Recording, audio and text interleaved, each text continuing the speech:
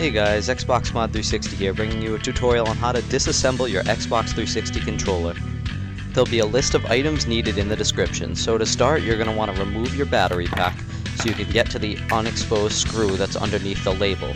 There are 7 screws on the back of the controller, 3 on each side, with 1 in the middle hidden under a barcode. You can either peel off this barcode or just go right through it like I did.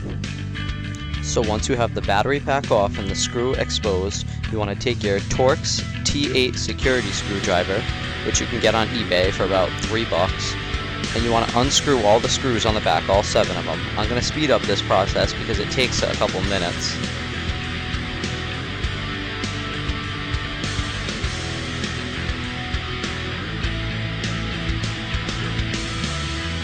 Be sure to keep all your screws together in a safe place, because if you lose any of them, it's not going to be easy finding a replacement.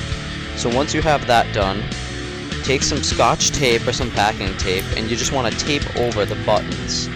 This way, when you take apart the shell, the buttons stay with the shell, making it much easier to put back together when you're all done. Obviously, you can ignore this step if you're planning on taking apart your controller to replace the buttons.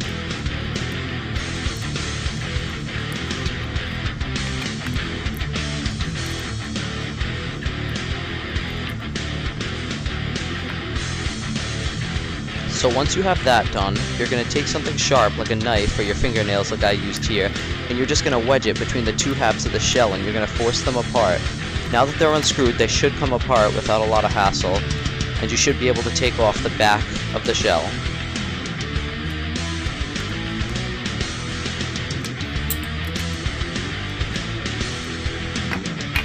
When you take off the back half of the controller, the vibration packs might fall down and hang off like mine are right now. That's no problem, you can put them back in place when you put the controller back together and it won't damage your controller at all. So once you have that back half off, you can then take off the bottom trim just by popping it off. It comes off very easily. Same with the top trim, and you can separate the motherboard of the controller from the top of the shell. All the buttons should stay in place if you use the tape like I did. You can just pull the vibration packs out of their little housings on the front of the shell. And there are 2 little rubber button pads on the front of the shell as well that you can just put to the side and put those back when you put it back together.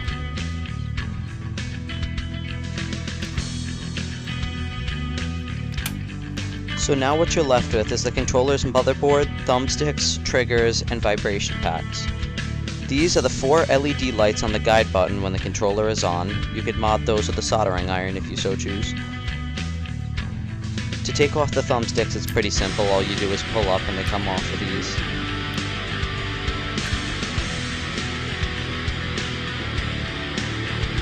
Removing the triggers is probably the hardest part of all this. It can be a little tricky your first time.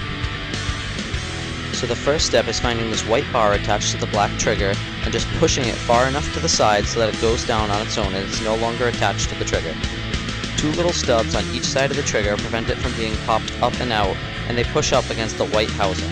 So all you want to do is peel back each side of the white housing at the same time. This can be a little tricky with fingernails, so I use a screwdriver in the video for one side. And you just want to get the black stubs past the white part so that the trigger is loose. Before pulling the trigger up too far, you want to locate the spring that's in between the white part and the trigger, and you want to put your fingers on it when pulling up the trigger so that you don't lose your spring. The spring isn't attached to either of them, so you'll be able to take it out pretty easy. Once you have the spring out, you can just push the trigger to the side and it comes right off. If you're taking off both your triggers, just repeat this process for the other one. Removing the vibration packs is as easy as just unplugging them from the motherboard. They can easily be unplugged and plugged back in.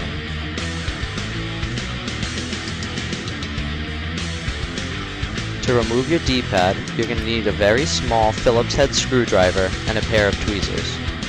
There are 2 small screws inside the D-pad that you need to unscrew.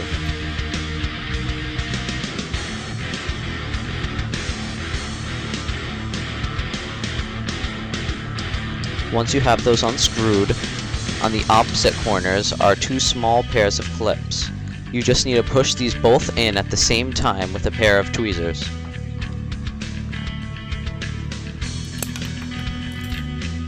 Pull upwards and it should pop right off after a couple tries. To replace your A, B, X, Y, guide, back, and start buttons, simply remove the tape and let them fall out. To reassemble your controller, just reverse this process. Make sure to hit the subscribe button below, and thank you for watching this tutorial from XboxMod360.com.